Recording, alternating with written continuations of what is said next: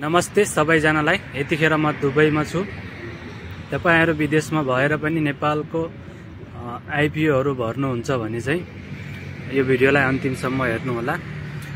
एउटा आईपीओ खोलेको छ, त्यसको पुस 20 गतेसम्म रहनेछ।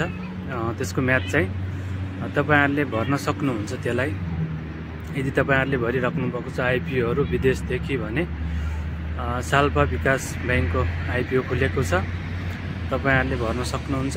10 किता मिनिमम भर्नुपर्ने छ।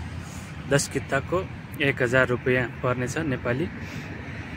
1000 यदि पर्यो भने परिहाल्यो, त्यो अब कतिमा बिक्री हुन्छ त्यसको त्यो पछि थाहा हुन्छ हैन। तर परेन भने पनि तपाईको 1000 रुपैयाँ चाहिँ रिटर्न हुन्छ। तपाईको त्यो बैंकबाट चाहिँ 4-5 रुपैयाँ नेपाली चाहिँ काटिनेछ। त्यो चाहिँ तिनीहरुले फी काटिरहेको हुन्छ हैन। बैंकको यताउता ट्रान्सफर गर्दाखेरि फी कट्छ 4-5 रुपैयाँ जति। त्यसैले परिहाल्यो भने चाहिँ अब 8-10 हजार हैन, 10-15 हजार कति हुन्छ हैन, त्यति मिल्न सक्छ। तपाईले कति समयसम्म राख्नुहुन्छ त्यसरी मिल्नेछ। तपाईले आईपीओ भर्नको लागि मेरो शेयरमा गएर पनि हेर्न सक्नुहुनेछ। मेरो शेयरमा आइसकेको छ। मेरो शेयरबाट तपाईले मजाले अप्लाई गर्न सक्नुहुन्छ। तपाईको बैंकमा 1000 हुनु पर्यो हैन, मजाले अप्लाई गर्न सक्नुहुन्छ। र तपाईको विदेशबाट भर्दाखेरि चाहिँ रेमिटेन्स एकाउन्ट हुनुपर्ने हुन्छ।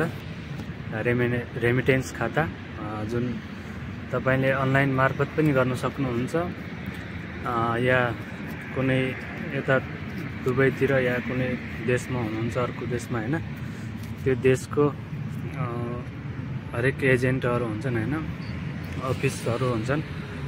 अफिस त्यहाँ सम्पर्क गर्न सक्नुहुन्छ तपाईले कुन बैंकको भन्ने हैन। एजेन्टहरु हुन्छन्, प्रत्येक बैंकका एजेन्टहरु छन्। त्यो एजेन्टहरुसँग सम्पर्क गरेर तपाईले खोल्न सक्नुहुन्छ। तपाईहरुले युट्युबतिर भिडियो हेरेर चाहिँ अनलाइनबाट आफैले पनि खोल्न सक्नुहुन्छ। केवाईसी भेरिफाई गर्नुपर्ने हुन्छ भिडियो कलको लागि। त्यो कुराहरु चाहिँ त्यो युट्युब भिडियोहरुमा देख्न सक्नुहुन्छ मजाले। विदेशबाट पनि अब त्यसमा टाइम लगाइराख्नु पर्दैन। अब आएको बेला चाहिँ भर्दिहाल्यो भने चाहिँ पर्यो भने राम्रै भइहाल्यो, परेन भने पनि पैसा खेर जाँदैन। किनभने 1-2 हजार त हामीले नास्ता हैन यताउता खर्च गरिरहेका हुन्छौँ। त्यो खर्च बच्न पनि सक्छ। यदि परिहाल्यो भने 2-4 हजार फाइदा पनि आउन सक्छ तपाईलाई। त्यसैले आईपीओहरु पनि भर्न सिक्नुहोस् हैन। भर्नुहुन्छ भने चाहिँ धेरै राम्रो कुरा हो। र यो आईपीओ पनि भर्नु होला तपाईहरुले। 1000 किता हैन, 10 किता 1000 रुपैयाँको या 20 किता हैन, कति पनि भर्न सक्नुहुन्छ तपाईले।